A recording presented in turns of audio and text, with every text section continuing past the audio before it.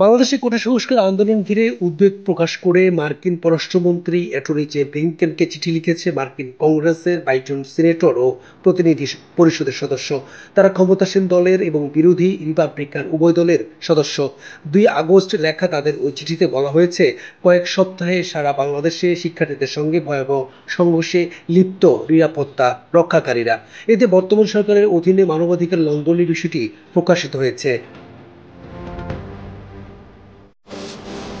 ওই চিঠিতে তারা লিখেছেন, গণতান্ত্রিক প্রক্রিয়াকে খর্ব করে এমন পদক্ষেপ অব্যাহতভাবে নিচ্ছে বাংলাদেশ সরকার। এর মধ্যে আছে জানুয়ারিতে ভয়াবহ ত্রুটিপূর্ণ এক নির্বাচন, শ্রমিকদের বিষয়ে বিধান উন্নত করতে ব্যর্থতা, আর অতি সম্প্রতি গুলি, কাঁদানে গ্যাস নিক্ষেপ এবং ইন্টারনেট সার্ভিস প্রায় পুরোপুরি বন্ধ করে দিয়ে বিক্ষোভকারীদের বিরুদ্ধে ভয়াবহভাবে দমন নিপীড়ন চালাচ্ছে।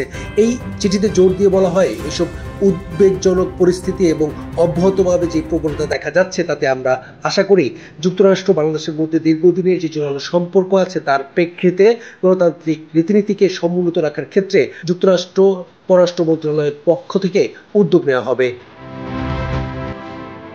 ওই চিঠিতে বাংলাদেশের সব রকমের সহিংসতায় যুক্তরাষ্ট্রকে নিন্দা জানানোর দাবি তোলা হয়। একই সাথে নাগরিকদের মত প্রকাশ ও শান্তিপূর্ণ সমাবেশের অধিকার সুরক্ষিত করা এবং সরকারের সংশ্লিষ্ট কর্মকর্তাদের বিরুদ্ধে জবাবদিহিতার ব্যবস্থা নেয়ার নিশ্চিতের দাবি জানানো হয়। বলা হয়, বাংলাদেশে একটি প্রতিনিধিত্বমূলক গণতান্ত্রিক সরকারের বিষয়ে বাংলাদেশি জনগণের অধিকারকে সমর্থন করতে আন্তর্জাতিক অংশীদারদের সঙ্গে কাজ করতে হবে, যে সরকার জনগণের মানবাধিকার ও স্বাধীনতাকে সমুন্নত রাখতে পারবে। চিঠিতে স্বাক্ষর করা সিনেটর মার্কি দীর্ঘদিন ধরে বাংলাদেশের মানবাধিকার সুরক্ষিত রাখার আহ্বান জানিয়ে আসছেন। এর মধ্যে রয়েছে শান্তিতে নোবেল পুরস্কার বিজয়ী প্রফেসর ডক্টর মোহাম্মদ ইউনূসকে হয়রানি বন্ধে এবছর জানুয়ারিতে প্রধানমন্ত্রী শেখ হাসিনার প্রতি আহ্বান জানিয়ে তিনি ও তার সহকর্মীরা চিঠি লিখেছিলেন। একই সঙ্গে ব্যাপকভাবে সরকারের সমালোচকদের টার্গেট করতে বিচার বিভাগকে ব্যবহার করে নিয়ম লঙ্ঘন বন্ধের আহ্বান জানানো হয়।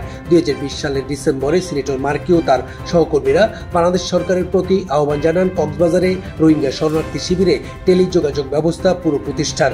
একই সঙ্গে তাদেরকে ভাষান্তরে পুনর্বাসন স্থগিত করার আহ্বান জানান, যতক্ষণ না ওই স্থানকে জাতিসংঘ নিরাপদ ও বসবাসের উপযোগী বলে নিশ্চয়তা না দেয়।